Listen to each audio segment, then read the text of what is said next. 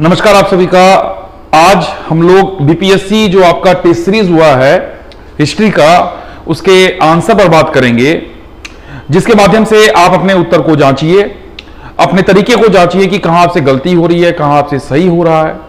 क्योंकि इतिहास के सवाल बीपीएससी प्रीलिम्स के लिए सबसे ज्यादा इंपॉर्टेंट हैं। टोटल सवाल 35 एवरेज में आते हैं और 35 सवाल जो होते हैं वह कॉन्सेप्ट बेस्ड नहीं बल्कि फैक्चुअल बेस्ड होते हैं और आपकी एक्यूरेसी कम से कम उसमें 90% से ज्यादा होनी चाहिए। हिस्ट्री में जितनी ज्यादा सवाल आपसे सही होंगे उतने ही आपकी सिलेक्शन होने की संभावना क्या हो जाएगी, बढ़ जाएगी। चलिए देखते हैं किस प्रकार के प्रश्न हैं और उसका उत्तर क्या है। इसमें एंशिएंट, मिडाइवल, मॉडर्न तीनों हिस्ट्री को शामिल करने का प्रयास किया गया। टोटल सवाल कितने हैं? टोटल सवाल हैं 150। ठीक है, चलिए अगर हम बात करें कि पहला सवाल क्या कह रहा है कि which of the following period is known as chalcolithic age. आपको पता है कि भारत में सबसे पहले स्टोन एज आया, उसके बाद हमने कॉपर के हथियारों का प्रयोग किया। मनुष्य ने सबसे पहले जिस मेटल का यूज किया वह कॉपर मेटल था और कॉपर मेटल में जिस एज में इसका प्रयोग किया गया, जिससे जो सभ्यता और संस्कृति विकसित हुई, उसको हम लोग चाल्कोलिथिक एज कहते हैं। इसको हम लोग ताम्र प्रसारकालीन एज कहते हैं। तो इसका उत्तर हो जाएगा कॉपर एज। उत्तर क्या हो जाएगा? Copper age, C copper age. ठीक है, सेकंड देखते हैं भीमबेटका किसके लिए प्रसिद्ध है। भीमबेटका आपको पता है पाषाण कालीन गुफा है, एमपी के रायसेन जिले में है, जहां पर आदि मानव एंशिएंट काल में आपके लिए, हमारे लिए बड़ी मात्रा में केव पेंटिंग छोड़ के आए। वहां पर आज भी जाइएगा तो विश्व के सबसे प्राचीनतम आपको गुफा चित्रकला मिलेंगे और यह चित्रकला के कारण उन गुफाओं को विश्व विरासत स्थल का दर्जा दिया गया है। तो भीमबेटका क्या चीज के लिए फेमस है? या रॉक पेंटिंग के लिए फेमस है। कहां पर है? एमपी में है। किस जिले में है? रायसेन जिले में। ठीक है, चलिए तीसरा सवाल देखते हैं। तीसरा सवाल भी आपको एंशिएंट हिस्ट्री से है कि किस स्थल में दफन मानव कंकाल के साथ कुत्ते का कंकाल मिला है। प्राचीन काल में इंसानों ने जब सभ्यता और संस्कृति का विकास किया तो मनुष्य ने अपने साथ जानवरों को पालतू बनाना शुरू किया। उसमें सबसे महत्वपूर्ण जानवर कुत्ता हुआ करता था, क्योंकि कुत्ता मनुष्य का सबसे फ्रेंडली जानवर होता था और वह मनुष्य को सिक्योरिटी भी प्रोवाइड करता था, क्योंकि उसके सेंसेस ज्यादा एक्टिवेट होते हैं। तो ये साक्ष्य मिले हैं बुर्जहोम। बुर्जहोम कहां पर है? कश्मीर में है, जहां पर जब आर्कियोलॉजिस्ट ने भारत में एंशिएंट काल के साइट्स को खोजना चालू किया, उन्हें बुर्जहोम में एक साक्ष्य मिले कि मालिक के साथ उसके कुत्ते को साथ में दफनाया जाता था। तो यह मानव का पशु के साथ प्रेम को भी दर्शाता। उत्तर क्या हो जाएगा? बुर्जहोम। ठीक है, चलिए इसमें चिरांद भी एक प्लेस दिया हुआ है। चिरांद कहां पर है? यह एंशिएंट कालीन स्टोन एज कालीन प्लेस है। यह बिहार में है। कहां पर है? बिहार में सारण जिले में। ठीक है, चलिए नेक्स्ट देखते हैं। चौथा सवाल है विच of the following is not correctly matched. तो आपको इसमें करेक्टली मैच करना है कि ये क्वेश्चन हड़प्पन सिविलाइजेशन से है। हड़प्पा सिविलाइजेशन भारत की सबसे प्राचीनतम सभ्यता और विश्व की सबसे समृद्ध सभ्यताओं में आता है। हड़प्पा सभ्यता में कई सारे साइट्स हमें मिले, जैसे हड़प्पा मिला, लोथल मिला, धोलावीरा मिला, सुरकोटदा मिले। तो क्वेश्चन जो पूछा गया है इसके साथ जिस लोगों ने इस स्थल की खोज की उसके नाम को टच किया गया। हड़प्पा दयाराम साहनी ने खोज की, स्टेटमेंट बिल्कुल सही है। लोथल एसआर राव, बिल्कुल सही बात है। लोथल आज के गुजरात में है, हड़प्पा आज के पाकिस्तान में है। सुरकोटदा जेपी जोशी ने खोज की, यह भी स्टेटमेंट आपको सही है। जबकि धोलावीरा ये गलत है, ये आर.एस. बिष्ट ने इसकी खोज की थी। किसने खोज थी? आर.एस. बिष्ट ने। देखिए ये फैक्चुअल इंफॉर्मेशन है, आपको पता होना चाहिए, क्योंकि सवाल पूछता है बीपीएससी फैक्चुअल बेस्ड, तो आपको पता होना चाहिए वो कौन से व्यक्ति हैं जिन्होंने हड़प्पा सभ्यता से जुड़े हुए महत्वपूर्ण स्थलों की खोज की। उत्तर क्या हो जाएगा? आर.एस. बिष्ट। चलिए आगे देखते हैं। Which of the following is the oldest among all Vedas? आपको पता है प्राचीन काल में कई सारे वेदों की रचना हुई, ये संस्कृत साहित्य हैं। हमें उस समय के वैदिक समाज को समझने का यह बहुत बड़ा जरिया है। साथ साथ ये सनातन संस्कृति के महान ग्रंथ हैं। तो ये पूछ रहा है कि कौन से सबसे प्राचीन वेदास हैं। टोटल वेदा हैं 4 और सबसे पहले हमें मिले ऋग्वेद। तो उत्तर क्या हो जाएगा? ऋग्वेद। 4 वेद कौन कौन से है? ऋग्वेद, सामवेद, यजुर्वेद और अथर्ववेद। ठीक है, चलिए आगे देखते हैं। आगे सवाल पूछा है, एक जगह है बागचकोई। कौन सा जगह है? बागचकोई। बागचकोई आज के टर्की सीरिया के प्लेस पर जगह मिलता है।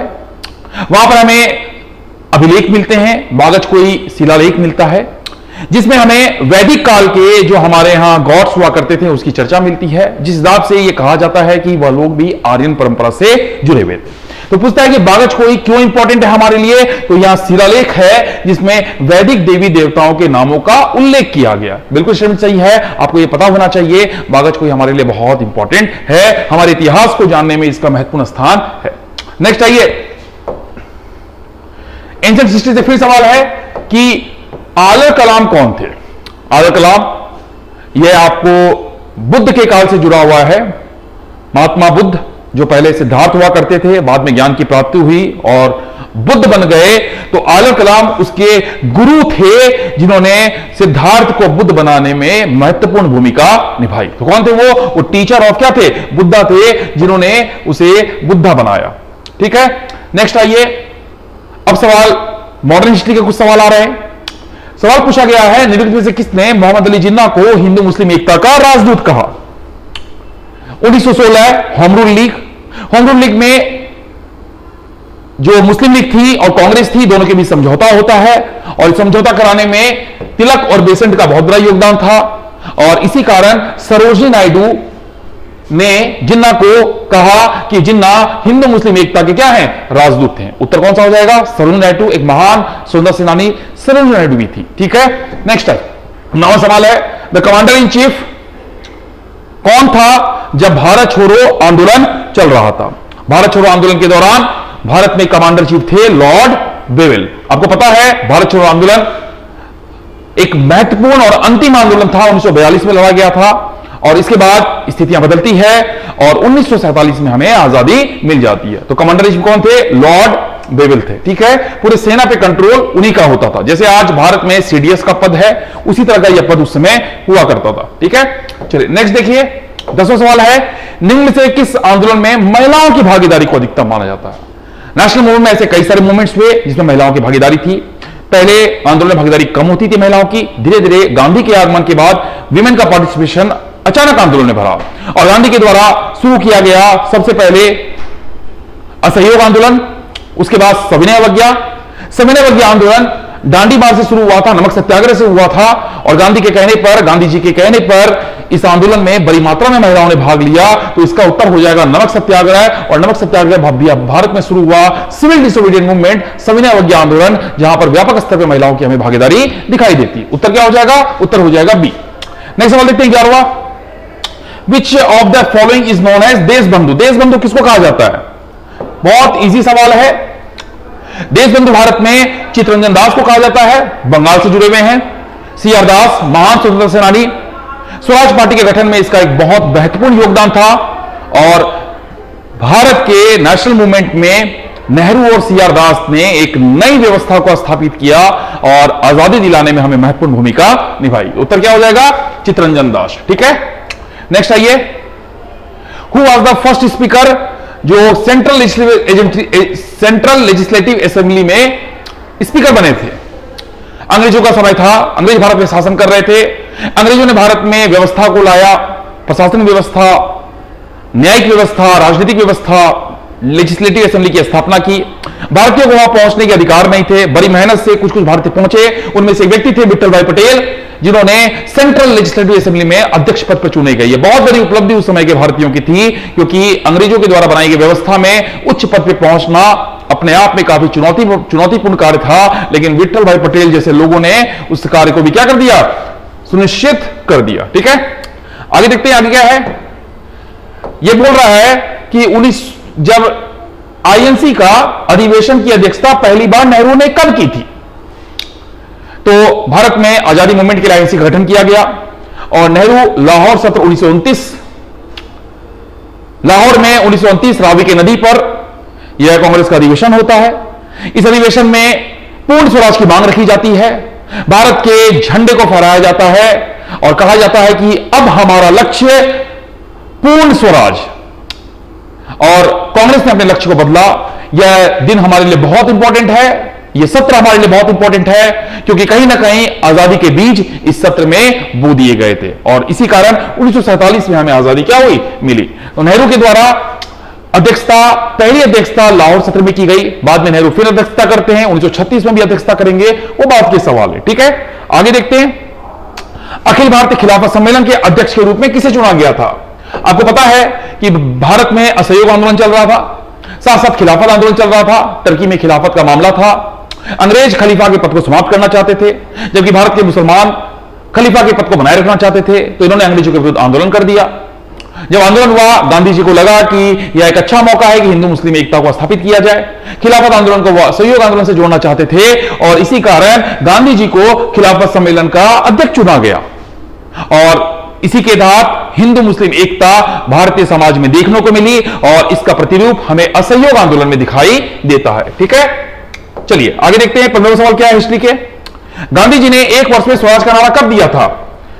महात्मा गांधी, जिनका आजादी में एक महत्वपूर्ण योगदान है, 1915 में भारत आते हैं अफ्रीका से केस लड़के और सबसे पहले वो भारत भ्रमण करते हैं। 5 साल भारत को समझते हैं। 1919 में जालियांवाला बाग हत्याकांड होता है। कुछ घटनाएं और होती हैं। गांधी जी का विश्वास अंग्रेजों पे कम होता है।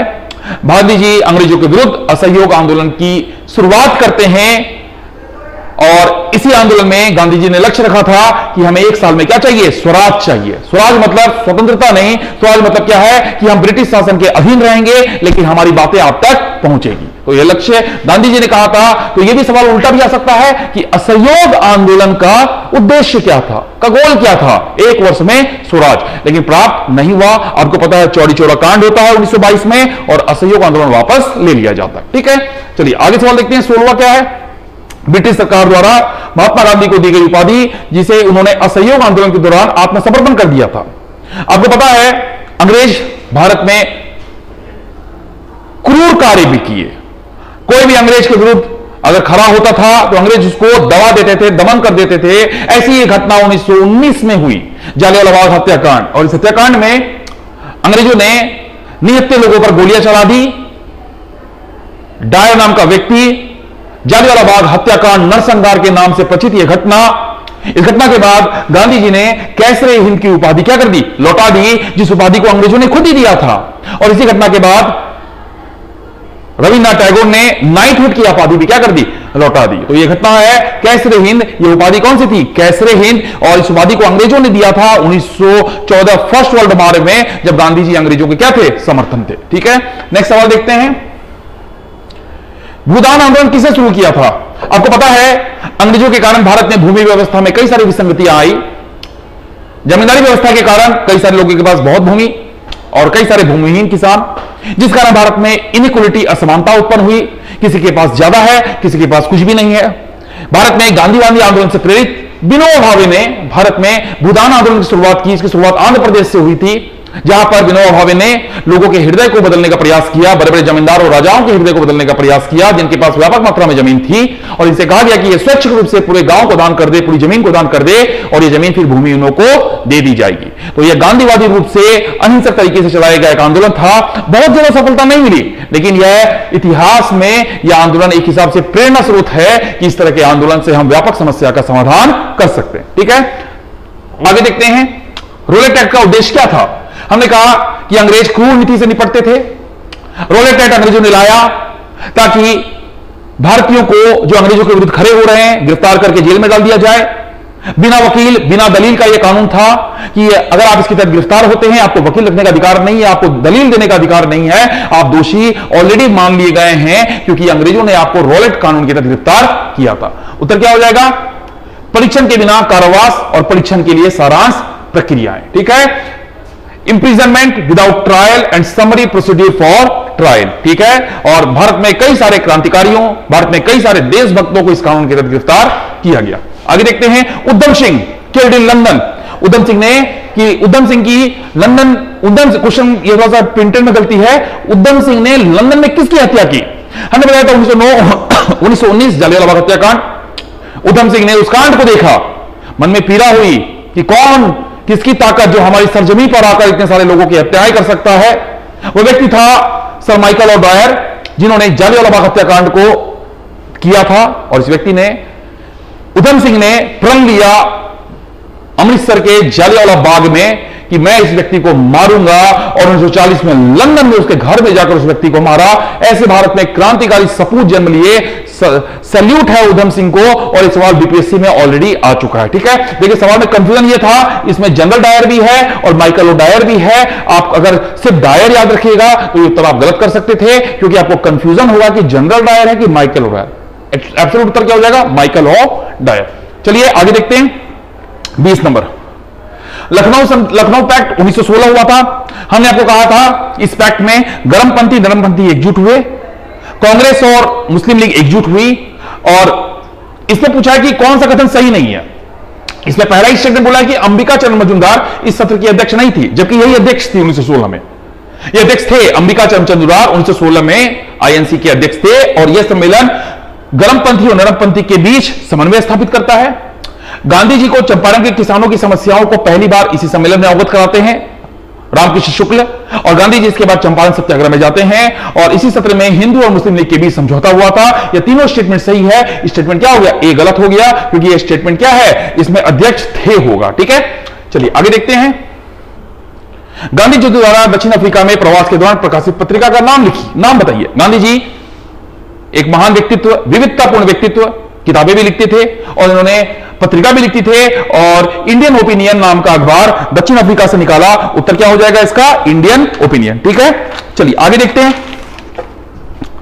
गांधी जी के अनुसार हिंसा का क्रूर रूप क्या है? गांधी जी गरीबी को हिंसा का क्रूर रूप मानते थे कि गरीबी व्यक्ति को गुलाम करती है और गुलामी व्यक्ति को हिंसा सहने के लिए मजबूर करती है, इसलिए गरीबी सबसे बड़ा हिंसा का रूप है। तो गांधी जी के अनुसार गरीबी हिंसा का सबसे बड़ा क्या है? रूप है। नेक्स्ट सवाल आइए, गांधी जी किस वर्ष दक्षिण अफ्रीका से भारत लौटे थे? 1915 में लौटे थे, और 1915 के बाद उन्होंने सक्रिय रूप से भारत की राजनीति में पार्टिसिपेट किया और देश की आजादी तक अपना योगदान दिया, निस्वार्थपूर्वक योगदान दिया, और देश की आजादी में उनका एक बहुत बड़ा योगदान हमें देखने को मिलता है। नेक्स्ट आइए, आईएनसी के निम्नलिखित में से किस सत्र में पहली बार एम के गांधी ने भाग लिया था? यह बेलगाम अधिवेशन 1924 में गांधी जी अध्यक्ष बने थे, और पहली बार गांधी जी ने भाग लिया था नागपुर सत्र 1901 में। इस दौरान गांधी जी अफ्रीका में थे, अफ्रीका से भारत आए थे कुछ काम के लिए। तो पहली बार कांग्रेस का पहली बार कांग्रेस के किसी सत्र में गांधी जी ने जब भाग लिया था वह तिथि थी 1901, और कांग्रेस की स्थापना 1885 में हुई थी। ठीक है, तो इसका उत्तर हो जाएगा नागपुर सत्र 1901। ठीक है, सवाल आपके दिमाग में आ रहा होगा, 1915 में गांधी फुल प्रूफ मतलब पूरी तरीके से इंडिया आ गए, लेकिन बीच में 1901 में भी इंडिया आए थे, जिन्होंने नागपुर में 1901 में आईएनसी के अधिवेशन में क्या लिया था? भाग लिया था। चलिए आगे देखते हैं, कौन गांधी जी के राजनीतिक गुरु थे?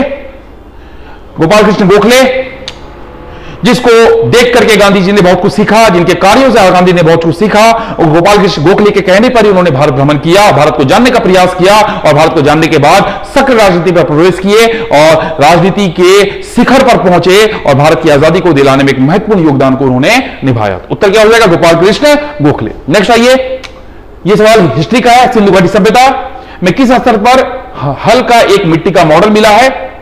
तो उत्तर हो जाएगा बनावली। बनावली हरियाणा में है।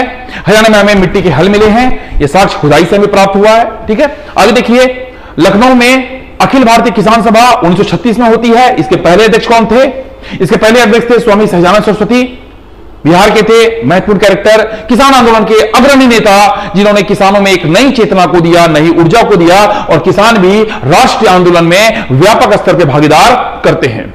इनकलाब जिंदाबाद का नारा किसने दिया था? यह नारा आजादी में अपने बुलंदियों को छुआ। इस नारे ने युवाओं में एक जोश को बढ़ा। इस नारों को यूज करने वाले सबसे ज्यादा भगत सिंह थे।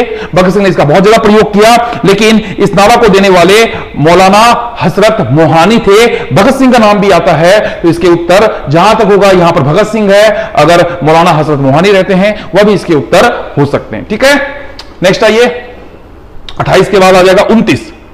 भगत सिंह, सुखदेव, राजगुरु को मौत की सजा सुनाई गई थी। हमने बताया था अंग्रेज ने बहुत अत्याचार किए, क्रांतिकारियों को भी नहीं छोड़ा, देशभक्तों को भी नहीं छोड़ा, और हर तरीके से अपनी सत्ता को चलाने का प्रयास किया। भारत के 3 महान सपूत, इन्होंने मौत की सजा सुनाई। काकोरी मामले में नहीं, काकोरी नहीं था, यह केस था आपको लाहौर। काकोरी मामला अलग था, ट्रेन लूट की घटना थी। चंद्रशेखर आजाद वाला मामला था। लाहौर सैंडर्स की हत्या का मामला था, और इस हत्या के मामले में तीनों को सजा सुनाई गई फांसी की, और सजा के एक दिन पहले ही, फांसी की सजा के एक दिन पहले ही इनको फांसी दे दी गई, क्योंकि अंग्रेजों को अनुमान था कि व्यापक स्तर पर आंदोलन हो सकता है। ठीक है, इसका उत्तर हो जाएगा लाहौर साजिश मामला। नेक्स्ट आइए, लंदन में इंडियन होम रूल सोसाइटी की शुरुआत किसने की थी? आपको पता है कि भारतीयों ने सिर्फ आजादी की लड़ाई भारत में लड़ी, बल्कि भारत से बाहर भी कई सारी संस्थाओं की स्थापना करते हैं। उसमें सबसे महत्वपूर्ण है श्याम जी कृष्ण वर्मा, जिन्होंने लंदन में इंडियन होम रूल सोसाइटी की स्थापना की और भारत के लोगों में राष्ट्रीय आंदोलन की चेतना का प्रसार किया। साथ साथ विदेशियों के मन में भी यह प्रेरणा को जगाया कि जो अंग्रेज भारत में शासन कर रहे हैं उनका चरित्र शोषण है और उनको अपने कैरेक्टर में सुधार करना चाहिए। निम्न में से किसने गदर पार्टी की स्थापना की? Ghadar party America San Francisco headquarter हुआ करता था, वहां से नेशनल मूवमेंट के लिए बड़े बड़े आंदोलन लड़े गए और लाला हरदयाल एक महत्वपूर्ण कैरेक्टर थे जिन्होंने इस गदर पार्टी की क्या की थी? स्थापना की थी। उत्तर हो जाएगा आपको लाला हरदयाल। ठीक है, भाकना भी थे, स्वर्ण सिंह भाकना, लेकिन उत्तर में नहीं दिया गया है, तो उत्तर हो जाएगा लाला हरदयाल। ठीक है, स्वदेशी और बहिष्कार को पहली बार संघर्ष के तरीके के रूप में कब अपनाया गया था? भारत में अहिंसक तरीके से हमेशा अंग्रेजों का विरोध किया गया। पहले हिंसा के द्वारा किया गया, सल्तानों की क्रांति होती है, कई सारे ट्राइबल विद्रोह होते हैं, लेकिन बाद में भारतीयों ने समझा कि हिंसा के थ्रू हम आजादी प्राप्त नहीं कर सकते हैं, तो भारत में स्वदेशी और बहिष्कार मॉडल को अपनाया गया और सबसे पहले बंगाल विभाजन में भारत में 1905-6 में स्वदेशी आंदोलन की शुरुआत होती है। और इस आंदोलन भारतीय आजादी का एक महत्वपूर्ण आंदोलन है जिन्होंने भविष्य के आंदोलन को दिशा दी। उत्तर क्या हो जाएगा? बंगाल विभाजन वाला आंदोलन। निम्न से कौन इंडिया हाउस से संबंध नहीं था? इंडिया हाउस कहां पर था? आपको लंदन में। क्यों स्थापित किया गया था? भारतीयों की मांग को रखने के लिए। तो इसका उत्तर हो जाएगा लाला हरदयाल संबंधित थे, वीडी सावरकर भी थे, मैडम भिकाजी कामा भी थी। इन्होंने जर्मनी के स्टुअर्ट में भारत का झंडा लहराया था। प्रथम नाथ भी तो जो है इस आंदोलन से जुड़े हुए नहीं है, इंडियन हाउस से जुड़े हुए नहीं है, तो उत्तर हो जाएगा इसका डी। नेक्स्ट आइए, क्रांतिकारियों का एक गुप्त समाज, अभिनव समाज किसके द्वारा आयोजित किया गया था?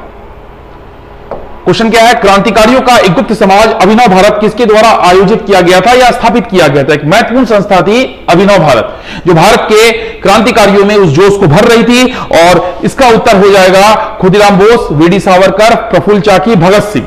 इसका उत्तर हो जाएगा आपको वीडी सावरकर। वीडी सावरकर ने इस संस्था को स्थापित करने में एक महत्वपूर्ण योगदान दिया। नेक्स्ट आइए, युगांतर पार्टी।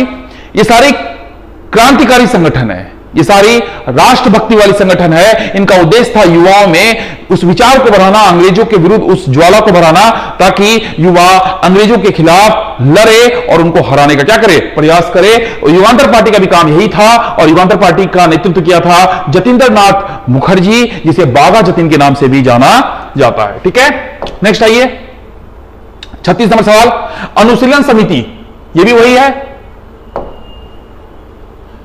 यह संस्था भी यही काम करती है, इसका भी उद्देश्य यही था। सब क्रांतिकारी संगठन थे। और अनुशीलन समिति की स्थापना किसने की थी? इसका उत्तर हो जाएगा पी मित्र।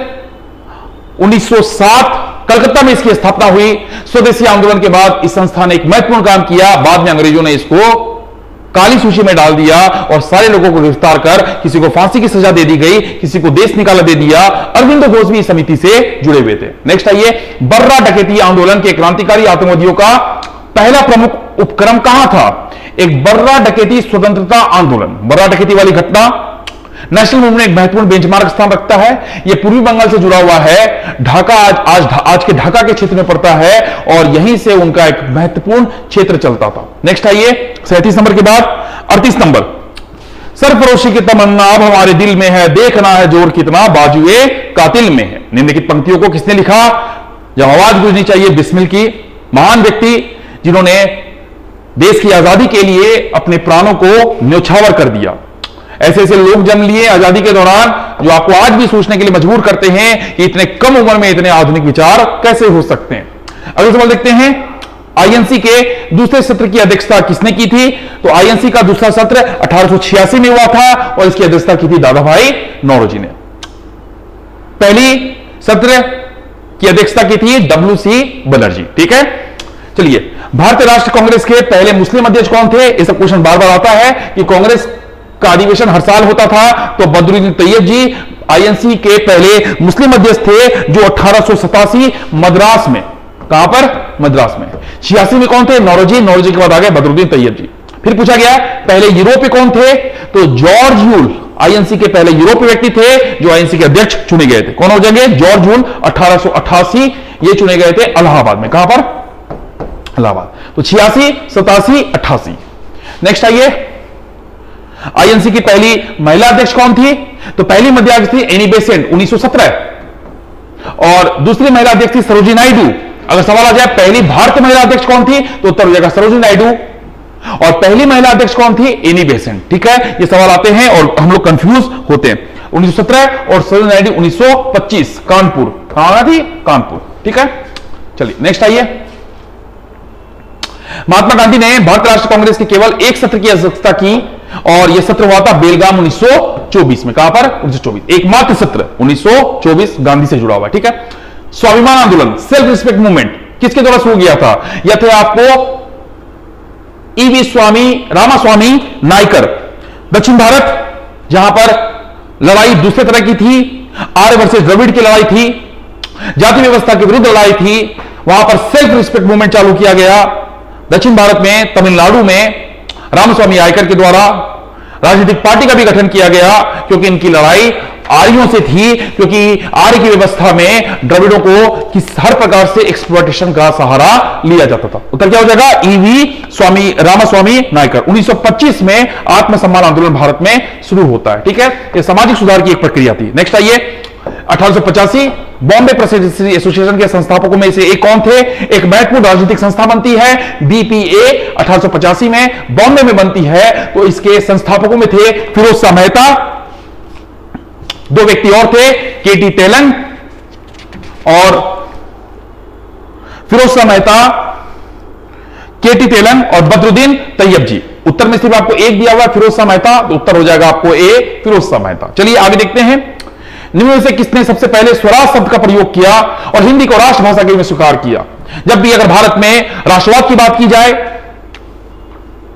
सनातन संस्कृति की बात की जाए, पुनर्जागरण कहा जाए, तो सबसे ऊपर नाम आता है स्वामी दयानंद सरस्वती, जिन्होंने भारत में आर्य समाज की स्थापना की, जिन्होंने भारत में हिंदी को राष्ट्रभाषा के रूप में स्वीकार किया और स्वराज शब्द का पहली बार प्रयोग किया। गर्व करना चाहिए कि हम इन जैसे महानुभाव महान आत्माओं के देश में जन्म लिए। बहुत इंपॉर्टेंट कैरेक्टर हैं स्वामी दयानंद सरस्वती। ठीक है, गुरुकुल कांगरी जो हरिद्वार में देखते हैं, यह इन्हीं की देन है। ठीक है, चलिए निम्न से कौन सा देव समाज के संस्थापक हैं, तो पंडित शिव नारायण अग्निहोत्री जो थे 1887 में लाहौर में इस समाज की स्थापना करते हैं और इस समाज का उद्देश्य भी था कि समाज में सुधार किया जाए। ठीक है, नेक्स्ट आइए, निम्नलिखित अंग्रेजों में से किसने सबसे पहले भगवद गीता का अंग्रेजी में अनुवाद किया था, तो अनुवाद करने वाले थे चार्ल्स विलिंगटन। संस्था थी एशियाटिक सोसाइटी ऑफ बंगाल और इस एशियाटिक सोसाइटी ऑफ बंगाल के द्वारा भारत के कई सारे ग्रंथों का हिंदी में अनुवाद किया गया, संस्कृत से इंग्लिश में अनुवाद किया गया और इसमें नाम सबसे ऊपर आता है चार्ल्स विलिंगटन का। ठीक है, नेक्स्ट आइए, आनंद मठ उपन्यास का विषय आधारित है, बंकिम चंद्र चटर्जी के द्वारा इस उपन्यास को लिखा गया और यह उपन्यास 18वीं शताब्दी में वे सन्यासी विद्रोह के से जुड़ा हुआ था, उस समय के विद्रोह की घटना से जुड़ा हुआ था। यह उपन्यास हमारे लिए बहुत इंपॉर्टेंट है। कौन सा, आनंद मठ उपन्यास। किसने लिखा था, बंकिम चंद्र चटर्जी। किससे जुड़ा हुआ है, सन्यासी विद्रोह से जुड़ा हुआ। ठीक है, 1882 में लिखा गया था। नेक्स्ट आइए, कूका आंदोलन। कूका आंदोलन पंजाब में शुरू हुआ था गुरु राम सिंह के नेतृत्व में। यह भी आंदोलन धार्मिक सुधार आंदोलन था, सिख धर्म में सुधार से जुड़ा हुआ था, जिसमें कई सारी कुर्तियां आ गई थी। बाद में इस आंदोलन का उद्देश्य हो गया था कि हमें भी अंग्रेजों से स्वतंत्रता चाहिए, तो अंग्रेजों ने इस आंदोलन का तेजी से दमन किया।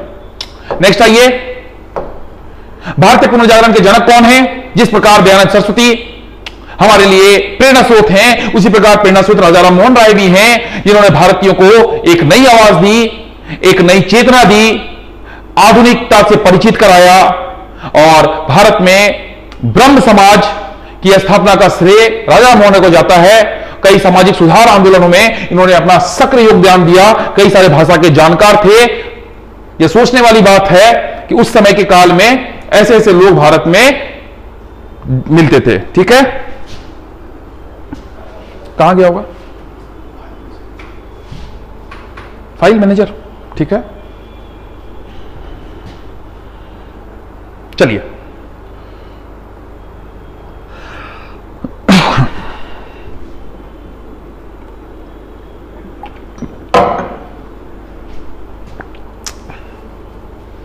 पर तकनीकी के कारण 2 मिनट टाइम लग रहा है, ठीक है।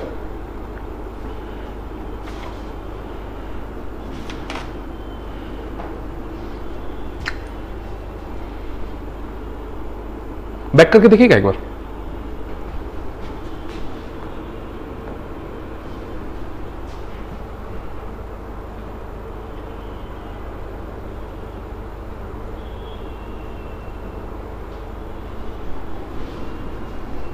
चलिए नेक्स्ट आइए।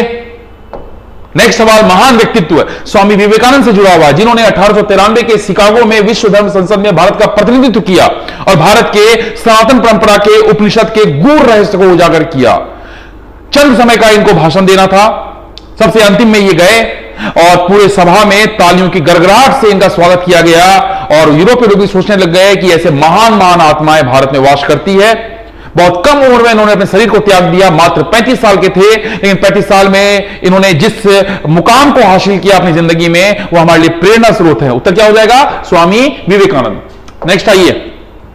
सल्तावन के विद्रोह को प्रथम स्वतंत्रता संग्राम कहने वाले आधुनिक इतिहासकार। भारत में जब स्वतंत्रता आंदोलन 1857 एक महत्वपूर्ण क्रांति है, कई सारे इतिहासकारों ने अपने अपने हिसाब से इसका नामकरण किया है। तो प्रथम स्वतंत्रता संग्राम कहने वाले पहले आधुनिक इतिहासकार वीडी सावरकर थे। सेम सवाल सल्तावन की क्रांति से है। तथा कथित प्रथम राष्ट्रीय स्वतंत्रता संग्राम जो 1857 था, ये कह रहे हैं न तो प्रथम था क्योंकि इससे पहले भी कई सारे आंदोलन हुए, न तो राष्ट्र था क्योंकि इसका क्षेत्र सीमित था, और न ही स्वाधीनता संग्राम था क्योंकि इससे हमें स्वतंत्रता नहीं मिली। तो ये कहने वाले व्यक्ति थे आरसी मजूमदार। इनका किताब कौन सा था? आरसी मजूमदार। नेक्स्ट आइए। इनमें से किसने 1857 के विद्रोह को सैनिक किसान संघर्ष कहा है? तो कार्ल मार्क्स, जिनका संबंध जर्मनी से है, यूरोप से है, इन्होंने कहा सल्तावन की क्रांति किसान संघर्ष थी, क्योंकि अधिकांश किसान कौन थे? सैनिक थे, जो अंग्रेजों के क्रियाकलाप से असंतुष्ट थे, जिन्होंने अंग्रेजों के खिलाफ आवाज उठाई। तो कार्ल मार्क्स कहते हैं कि यह सैनिक किसान संघर्ष था। नेक्स्ट आइए। 1857 के लेखक कौन है?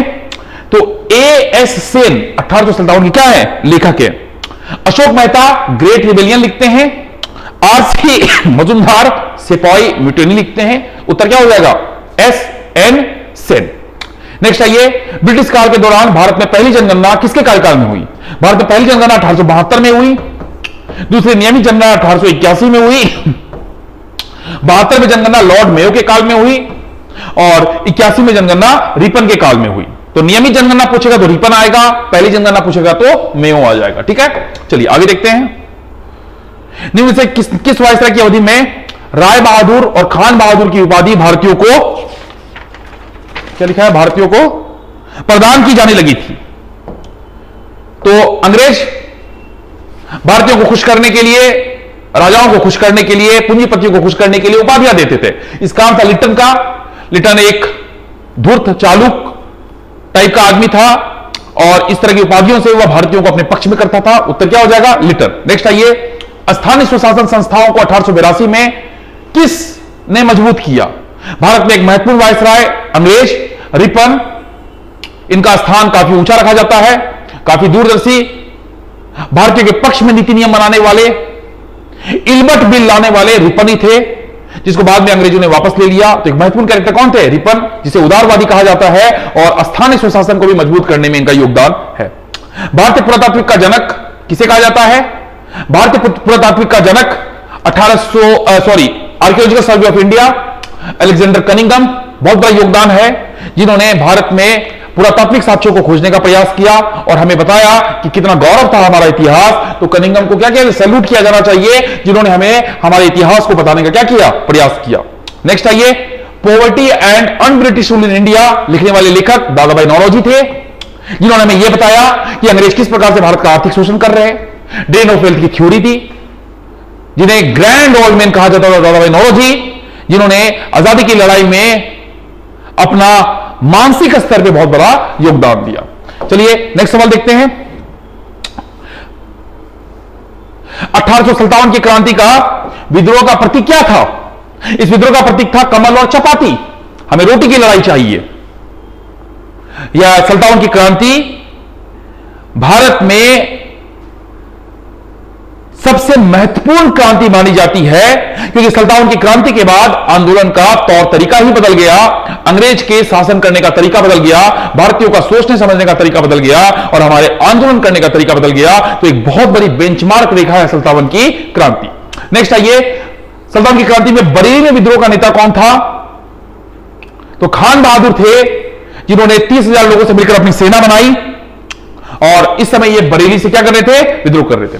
कुंवर सिंह कहां से थे?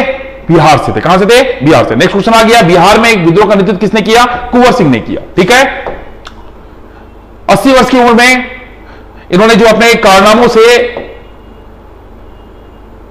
सल्तान की क्रांति में जो अंग्रेजों को दिखाया, आज भी हमारे लिए प्रेरणा स्रोत है कि जब इतनी उम्र में आदमी इतना अदम्य साहस का परिचय दे सकता है तो हम सभी क्यों नहीं दे सकते हैं। ठीक है, चलिए, सल्तान की क्रांति के दौरान भारत का गवर्नर जनरल कौन था अंग्रेजों की तरफ से? या थे कैनिंग साहब, 56 तक थे डलहौजी का टाटा बाय बाय।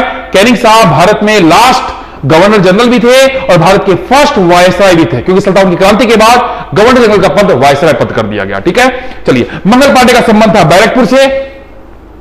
सल्तान की क्रांति में यहां से बहुत बड़ा योगदान है। बैरकपुर आज के बंगाल में पड़ता है, बांग्लादेश में पड़ता है।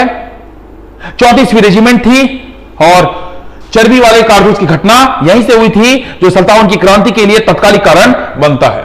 नेक्स्ट आइए, रंजीत सिंह किस मिसल से जुड़े हुए हैं? सिखों में टोटल 12 मिसल हैं और रंजीत सिंह एक महान स्वतंत्रता सेनानी, और इनका मिसल था सुकर चकिया। जैसे हर समाज में कई सारी जातियां होती है, कई सारे व्यवस्था होती है कि आप कहां से हैं, उसी तरह सिखों में 12 मिसल होते हैं। उसमें से कौन सा मिसल है? सुकर चकिया, रामगढ़िया, संतवालिया, अहुलूवालिया, ये सभी क्या है? मिसल ही है। नेक्स्ट आइए, अंग्रेजों ने श्रीरंगपट्टनम की संधि किसके साथ की थी? तो ये थे टीपू सुल्तान। थर्ड एंग्लो वार हुआ, थर्ड एंग्लो मैसूर वार हुआ। टीपू हार गए, इनके बेटे को भी अंग्रेजों ने गिरफ्तार कर लिया, इन पर आर्थिक जुर्माना लगाया और इसी युद्ध के बाद टीपू की क्या हो गई? इस युद्ध के बाद टीपू हार गए, टीपू की हत्या कर दी गई और यह आपको श्रीरंगपट्टनम की संधि एक महत्वपूर्ण संधि करती है और मैसूर पर अब प्रत्यक्ष नियंत्रण अंग्रेजों का स्थापित हो जाता है। नेक्स्ट आइए, रिंग फेंस की नीति किससे संबंधित है? रिंग फेंस की नीति थी, अंग्रेज चाहते थे कि कैसे भारत में जो एरिया उन्होंने जीता है उस एरिया को सुरक्षित किया जाए, तो देशी रियासतों के साथ अंग्रेज नीति करते थे। तो यह व्यक्ति थे आपको वारेन, एक मिनट रुकिएगा, कौन सा 69 नंबर क्वेश्चन है ना?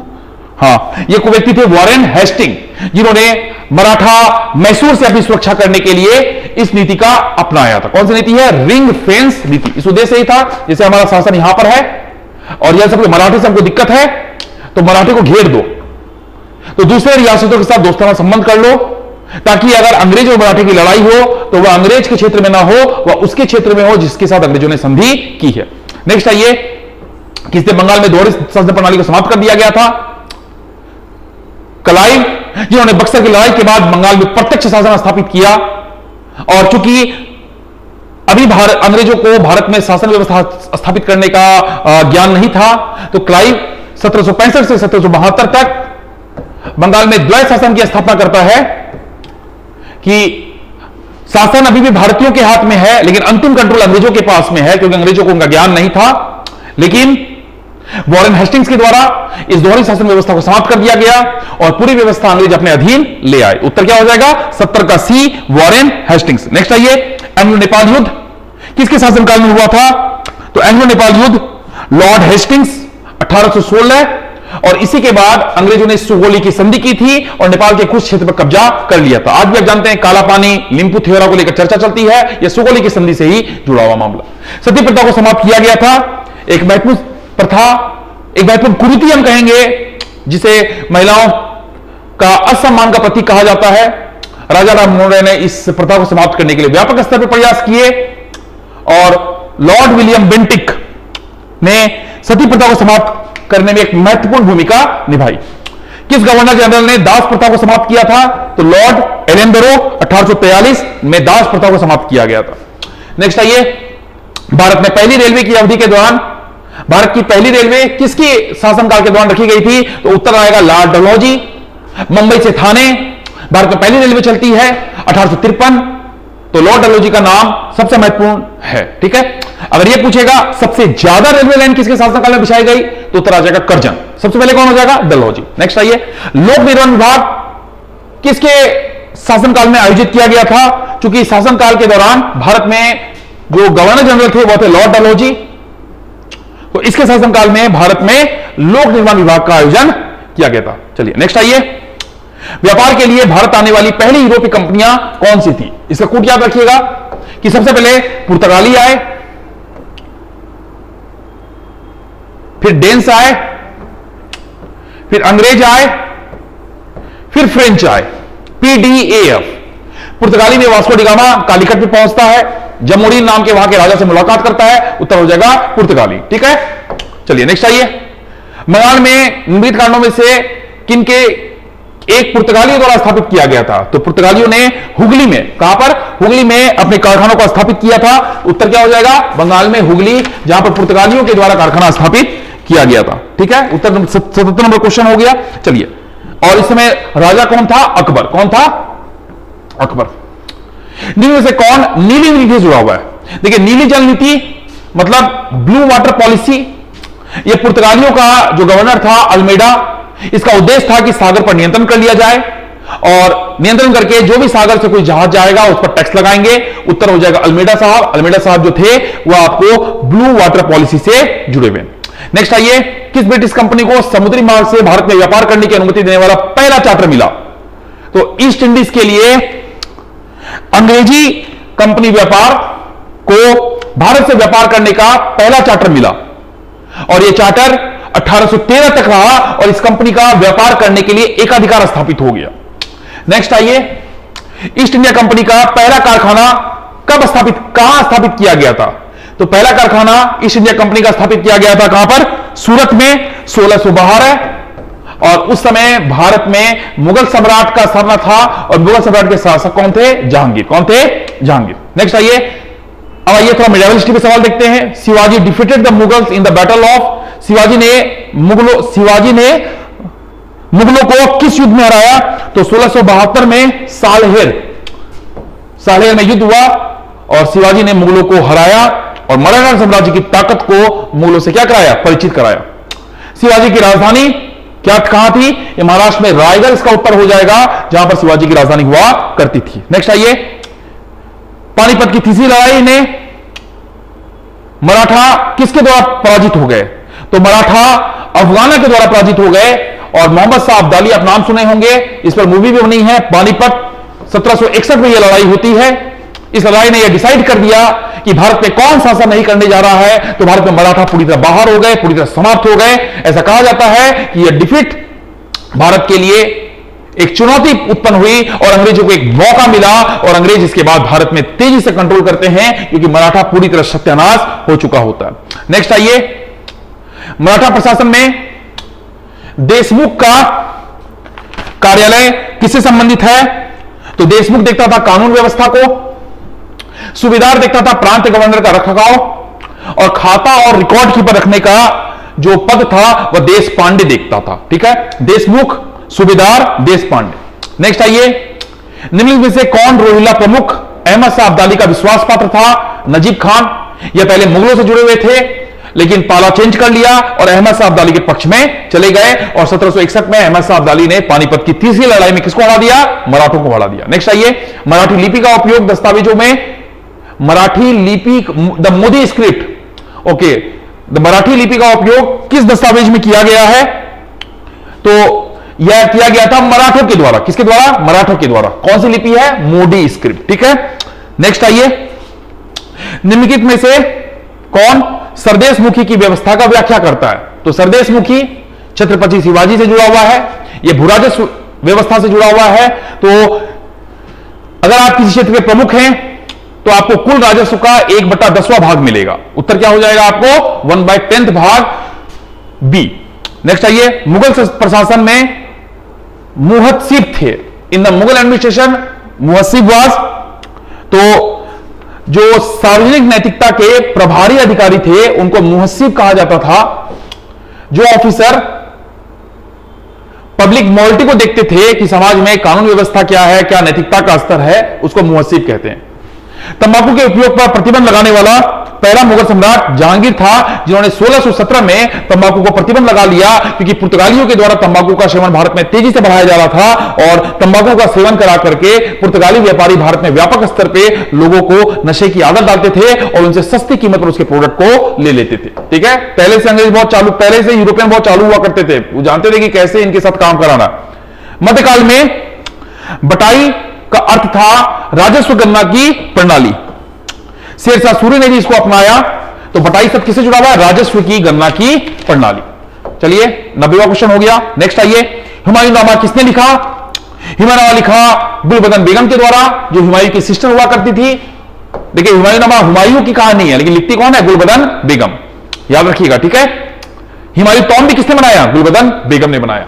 निम्न में से किसने हितोपदेश का फारसी में अनुवाद किया गया? मध्यकाल में ऐसे कई सारे भारत के ग्रंथ जिनका फारसी में अनुवाद किया गया, तो एक ग्रंथ था कौन सा? हितोपदेश। और हितोपदेश अकबर के शासनकाल में ताजुल माली थे, जिन्होंने इसका फारसी में अनुवाद किया था। नेक्स्ट आइए, इनमें से कौन सा साहित्य अकबर के शासनकाल से संबंधित नहीं है? तो यह उत्तर हो जाएगा इसका सिर-ए-अकबर। यह दारा सिको के द्वारा लिखा गया है, उपनिषद का अनुवाद है, तो यह अकबर के शासनकाल से संबंधित नहीं है। देखिए सबसे पहले लोग आप इसी को सोचेंगे ये सही उत्तर है, क्योंकि इसमें अकबर है। ठीक है, ऐसा नहीं होता है, एग्जाम में कंफ्यूजन करने के लिए आपको ऐसे ऐसे क्वेश्चन बना दिए जाते हैं। ठीक है, निम्न में से कौन सा शासक ने तीर्थ यात्रा पर कर को समाप्त कर दिया? तो वह शासक कौन था? अकबर था, जिन्होंने भारत में 1582 में तीर्थ यात्रा कर को समाप्त कर दिया था। जप्ती प्रणाली किसके द्वारा शुरू की गई थी? तो जप्ती प्रणाली भारत में अकबर के द्वारा शुरू की गई थी और यह भू राजस्व व्यवस्था से संबंधित थी। और अकबर के टाइम में टोडरमल थे जो भू राजस्व व्यवस्था को देखते थे। दो अस्पा और सिंह अस्पा प्रणाली की शुरुआत, यह आपको मनसबदारी प्रणाली से जुड़ा हुआ है।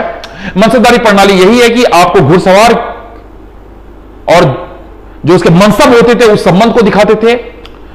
उस मनसबदारों के बीच प्रतिस्पर्धा को बढ़ाने के लिए जहांगीर ने दो अस्पा और सिंह अस्पा प्रणाली की क्या की थी? शुरुआत की थी। उत्तर क्या हो जाएगा? जहांगीर। मुगल और मेवाड़ के राणा संगा के बीच चित्तौड़ की संधि किसके शासनकाल में हुई थी? तो यह चित्तौड़ की संधि जहांगीर के शासनकाल में हुई थी। 1615 में यह संधि आपको होती है। ठीक है, मुगल सम्राट जहांगीर ने अंग्रेजी खान, कौन सा? इंग्लिश खान, तो जहांगीर ने अंग्रेजी खान की उपाधि दी थी आपको विलियम हॉकिंस को। यह 1611 में जहांगीर के दरबार पर आया, उस दरबार में लंबे समय तक रहा भी। ब्रिटेन की बातों को, अपनी बातों को, सम्राट की बातों को मुगल सम्राट में रखता था और इसी का योगदान था कि ब्रिटिश कंपनी भारत में अपनी जड़ें को जमाने में सफल हो पाई। ठीक है, निम्न में से किस चित्रकार को जहांगीर ने नादिर उल जमान की उपाधि दी? जहांगीर एक प्रमुख चित्रकार खुद भी था, वह जान जाता था कौन से चित्रकार कौन चित्र बनाए हैं। उसके दरबार में महान चित्रकार हुआ करते थे, उसी में एक चित्रकार था अबुल हसन, जो मिनिएचर पेंटिंग में महारत हासिल किया था और जहांगीर ने उसको नादिर उल जमान की क्या दी? उपाधि दी। अगला सवाल है, दिल्ली में प्रसिद्ध जामा मस्जिद का निर्माण किसने कराया? शाहजहां, जो कला प्रेमी था, शाहजहां जिन्होंने व्यापक स्तर पे मुगलकालीन वास्तुकला का निर्माण किया, और इसका उत्तर हो जाएगा आपको जाके शाहजहां। 1644 से 1656 के बीच जामा मस्जिद का निर्माण किया जाता है दिल्ली में। सिर-ए-अकबरी के लेखक कौन थे? सिर-ए-अकबरी कौन थे? दारा सिको, जो उपनिषद का क्या है? अनुवाद है। निम्न में से किस राजा ने अवनी सीमा की उपाधि धारण की? कौन सी उपाधि? तो 6th AD में एक राजा हुआ करते थे सिंह विष्णु। कौन से? सिंह विष्णु, जिसने अवनी सीमा की उपाधि धारण की थी। यह एंशिएंट हिस्ट्री का सवाल है। नेक्स्ट आइए, निम्न में से किस मुगल सम्राट का 2 बार अभिषेक हुआ था?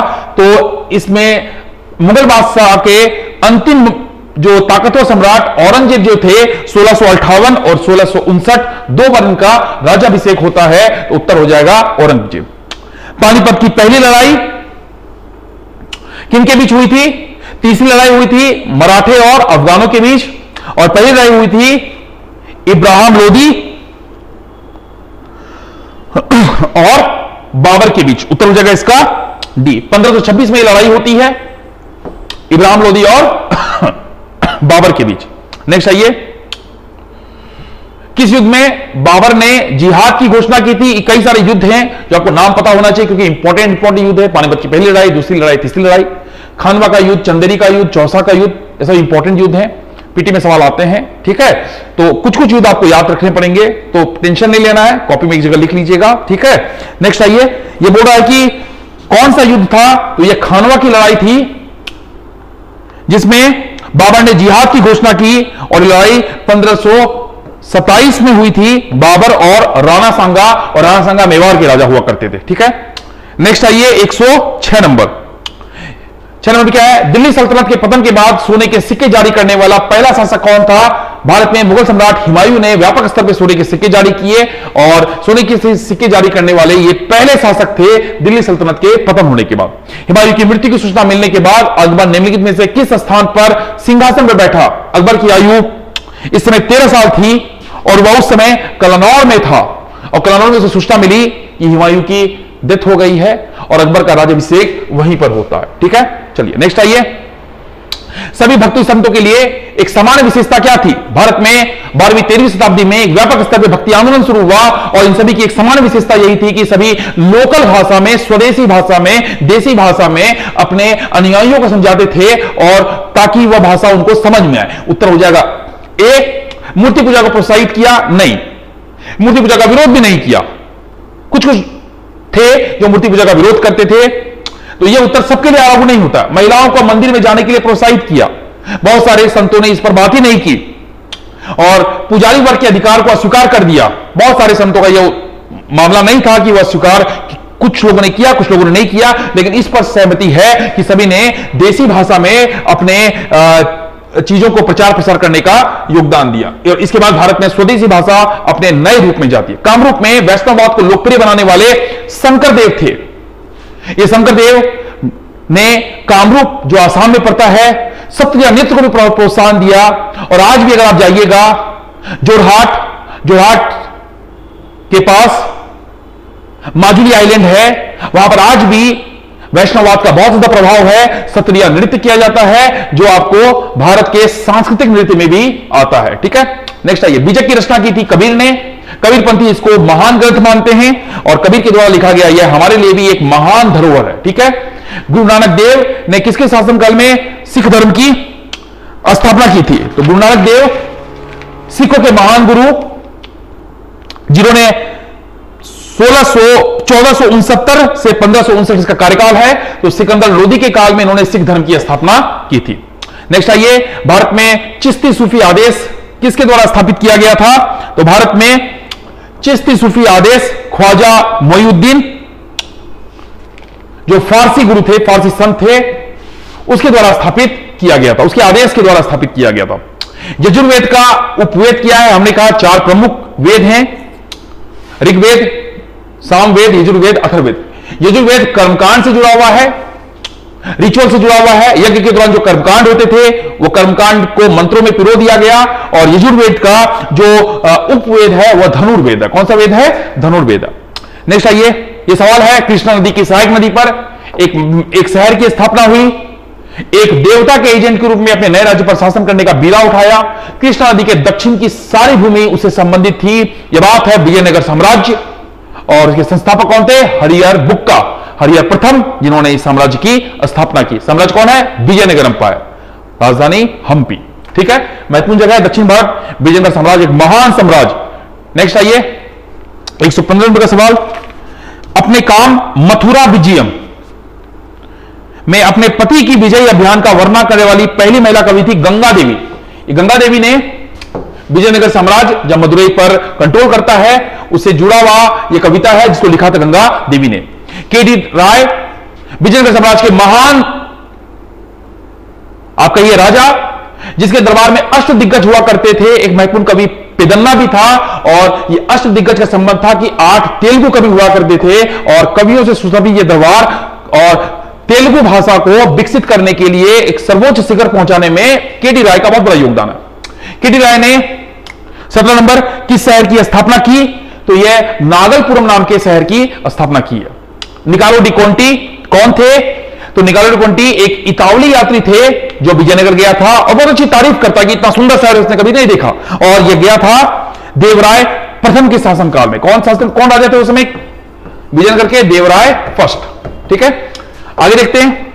वैदिक ग्रंथों के प्रसिद्ध टीकाकार सयाना को संरक्षण दिया गया था, तो विजयनगर शासकों के द्वारा बुक्का राय द्वितीय के द्वारा इनको संरक्षण दिया गया था। ठीक है, क्योंकि विजयनगर हमने कहा सांस्कृतिक धरोहर है हमारे लिए। ठीक है, निम्न से किसके खंडर विजयनगर की पुरानी राजधानी का प्रतिनिधित्व करते हैं? तो ये जगह हो जाएगा हम्पी, विश्व विरासत स्थल है। गूगल में फोटो मारिए और इसके रथ को देखिए, इसके मंदिरों को देखिए, कितना खूबसूरत लगता है। लगता ही नहीं है कि इंसानों ने इसको बनाया होगा। नेक्स्ट आइए, सल्तनत काल में पहला सच्चा मेहराब देखा जा सकता है। इस्लाम काल में जब आर्किटेक्चर बनते हैं उसमें मेहराब का बहुत बड़ा योगदान है। मेहराब क्या होता है? दो पिलर है, उस पिलर को जोड़ने वाली कड़ी मेहराब से जुड़ी हुई है। तो बलबन का मकबरा पहला सच्चा मेहराब है जहां पर हमको देखने को मिलता है। 21 का क्या हो जाएगा? बी। नेक्स्ट आइए, किताबुल उलूम के प्रसिद्ध लेखक कौन है?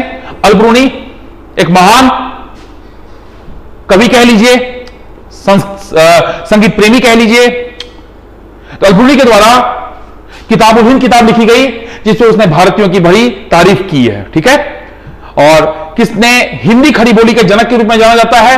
अमीर खुसरो, जो पूर्ण रूप से भारतीय हैं, हर तरफ से गणितज्ञ, ज्योतिषज्ञ, संगीतज्ञ, लेखक, गायक, कौन सी प्रतिभा के धनी नहीं थे? अमीर खुसरो एक महान शख्सियत मध्यकाल में हुआ करते थे। ठीक है, नेक्स्ट आइए, चित्तौड़ के कीर्ति स्तंभ का निर्माण किस शासनकाल में हुआ? चित्तौड़ का कीर्ति स्तंभ गूगल में निकालिए, इतना सुंदर आर्किटेक्चर बना हुआ है। इसे राणा कुंभा के शासनकाल में स्थापित किया गया। तो उत्तर हो जाएगा आपको इसका, इसे टावर ऑफ फेम भी कहा जाता है, राणा कुंभा। नेक्स्ट आइए, निम्न से किस दिल्ली सुल्तान ने अपने संस्मरण लिखे, अपने मेमोरीज को लिखा? तो इसका उत्तर है फिरोज शाह तुगलक, जिन्होंने अपने मेमोरीज को अपनी डायरी में लिखने का प्रयास किया। फिर आइए, दिल्ली के किस सुल्तान ने भारतीय शास्त्र कृति राग दर्पण का फारसी में अनुवाद कराया? तो ये थे फिरोज शाह तुगलक ही, जिन्होंने राग दर्पण का फारसी में अनुवाद कराया। बताया था मुगल काल में ऐसे कई सारे, मुगल काल कहिए या दिल्ली सल्तनत के काल में या मध्य काल में, भारतीयों के द्वारा लिखी गई कृतियां जो एंशिएंट काल में थी उनका फारसी में अनुवाद कराया गया। ठीक है, सल्तनत काल के दौरान निम्न में से कौन सा कर लागू किया गया था? तो वह जजिया कर था। कौन सा था? जजिया कर। ठीक है, दीवाने अर्ज विभाग का संबंध किससे है? रक्षा विभाग से। किससे संबंधित है दीवाने अर्ज? रक्षा विभाग से। दिल्ली सल्तनत के काल में इस विभाग की स्थापना की गई ताकि अपने बाउंड्री को सुरक्षित रखा जाए। भारत में किस मध्ययुगीन राजा ने इक्ता व्यवस्था की स्थापना की? तो लैंड रिफॉर्म से संबंधित है, तो इसका उत्तर हो जाएगा इल्तुतमिश, जिसने भारत में इक्ता व्यवस्था की स्थापना की मध्ययुगीन भारत में। हदीस का तात्पर्य क्या है? हदीस का तात्पर्य इस्लामिक कानून से है, इस्लामिक नैतिकता से है, जो कुरान में कहा गया उसकी बातों को पालन करने से है। दिल्ली सल्तनत के किस सुल्तान को लाल बख्श कहा गया? यह कहा गया कुतुबुद्दीन ऐबक को, क्योंकि वह लाखों में दान करता था और अपने दानवीर प्रवृत्ति के कारण उसको लाल बख्श कहा गया। तो कौन जगह? कुतुबुद्दीन ऐबक साहब। नेक्स्ट आइए, दास का दास किसे कहा गया? तो दास का दास था इल्तुतमिश, क्योंकि इल्तुतमिश भी किसी का दास था, वह कुतुबुद्दीन ऐबक का दास था, और कुतुबुद्दीन ऐबक मोहम्मद गोरी का दास था। उत्तर क्या हो जाएगा इसका? इल्तुतमिश, डी। ठीक है, चलिए नेक्स्ट आइए, कौन मध्यकालीन भारत की पहली महिला शासिका थी? इल्तुतमिश के बाद रजिया सुल्तान को राज सिंहासन दिया गया, एक क्रांतिकारी कदम, और किसी महिला को शासक बनाया गया। विरोध बहुत हुआ, लेकिन इतिहास में रजिया सुल्तान भी क्या हो गई? अमर हो गई। दिल्ली के पहले सुल्तान ने होली के सार्वजनिक उत्सव में भाग लिया और मुइनुद्दीन चिश्ती की दरगाह का दौरा किया। इसका उत्तर है मोहम्मद बिन तुगलक, जो कई धर्म के लोगों से मिलता था, हिंदू, इस्लाम, अन्य धर्मों को भी वह सम्मान देता था। उत्तर हो जाएगा मोहम्मद बिन तुगलक। चलिए, दिल्ली सल्तनत के किस राजवंश ने सबसे लंबे समय तक, सबसे कम समय तक शासन किया? तो इसका हो जाएगा खिलजी। खिलजी ने मात्र भारत में 30 साल तक शासन किया है। तुगलकों ने 94 साल तक, लोधियों ने 75 साल तक, और सैयदों ने 37 ईयर तक शासन किया है। और ये सारे कौन है? दिल्ली सल्तनत के पार्ट हैं। खिलजी वाले दिल्ली सल्तनत हो जाएंगे। तो उत्तर कौन हो जाएगा इसका? खिलजी वाले। ठीक है, नेक्स्ट आइए, 36 में क्या बोल रहा है? दिल्ली के किस सुल्तान ने सिकंदर महान की उपाधि धारण की? तो सिकंदर महान अलेक्जेंडर 6 BC का जिन्होंने पूरे विश्व पर कब्जा करने का प्रयास किया और अलाउद्दीन खिलजी ने सिकंदर महान की उपाधि को क्या किया, धारण किया। ठीक है, उत्तर क्या हो जाएगा, अलाउद्दीन खिलजी। नेक्स्ट आइए, गाजी मलिक किस वंश का संस्थापक था? गाजी मलिक तुगलक वंश का संस्थापक था, जिसने तुगलकाबाद को अपनी राजधानी बनाई और इसने उपाधि धारण की गयासुद्दीन तुगलक की। ठीक है, मोरक्को को यात्री इब्न बतूता किसके शासनकाल में शासन आया? यह मोहम्मद बिन तुगलक, और मोहम्मद बिन तुगलक ने इसको अपने यहां सम्मान दिया, चाइना भी इसको भेजा और इसके द्वारा लिखी गई कृति रहेला हमें भारत के इतिहास को जानने का एक महत्वपूर्ण स्रोत देती है। किस सुल्तान ने एक शहर की स्थापना की जहां अब आगरा है? सिकंदर लोदी। आगरा शहर की स्थापना श्रेय करने का योगदान सिकंदर लोदी को दिया जाता है। नेक्स्ट आइए, निम्न से किसने गुलरुखी नाम से कविताओं की रचना की?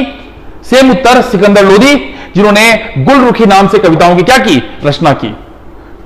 ठीक है, सिकंदर लोदी आगरा शहर की भी स्थापना कर रहा है। भारत में पहला मुस्लिम आक्रमण करने वाला मोहम्मद बिन कासिम, मात्र उम्र 17 साल, सिंध से आक्रमण करता है। बहुत ज्यादा फर्क नहीं पड़ता है भारत में, गौरी और गजनवी बाद में आते हैं, लेकिन कौन था? मोहम्मद बिन कासिम। नेक्स्ट आइए, 42 नंबर बोल रहा है कि निम्न से कौन गजनवी राजवंश का संस्थापक था? तो संस्थापक कौन था? अलाटगिन। कौन था इसका? अलाटगिन। यह तुर्की स्लेव था और जिसकी राजधानी गजनी हुआ करती थी। शाहनामा के लेखक अल-ब्रूनी थे। अल-ब्रूनी एक महत्वपूर्ण व्यक्ति जिन्होंने अपने कृतियों के द्वारा अपनी कला को दिखाने का प्रयास किया। पुराणों को अध्ययन करने वाला पहला मुसलमान, नहीं गलती हो गई आपको एक बार, शाहनामा के लेखक थे फिरदौसी। कौन थे? फिरदौसी। ठीक है, और इसका उत्तर हो जाएगा पुराणों का अध्ययन करने वाला पहला मुसलमान कौन था? अल-ब्रूनी। हमने कहा कि एक महान व्यक्तित्व जिन्होंने भारत के समाज को जानने का क्या किया, प्रयास किया। निम्न से किसने चांदी के सिक्के एक तरफ संस्कृत किंवदंती के साथ जारी किए? सोचिए, देखिए संस्कृत किंवदंती भारत की भाषा का प्रयोग कर रहा है, तो यह थे आपको जाकर के महमूद गजनी, जिन्होंने एक तरफ सिक्कों में संस्कृत को उकेर दिया। ठीक है, महान जैन विद्वान हेमचंद्र ने, the great Jain scholar Hemchandra adorn the court of, यह सम्राट राजा कुमारपाल के राज दरबार से जुड़े हुए थे। कौन? जैन विद्वान हेमचंद्र। ठीक है, चालुक्य राजवंश थे, चालुक्य राजवंश के राजा थे कुमारपाल। निम्न से किसने हिरण्यगर्भ नामक अनुष्ठान करवाया?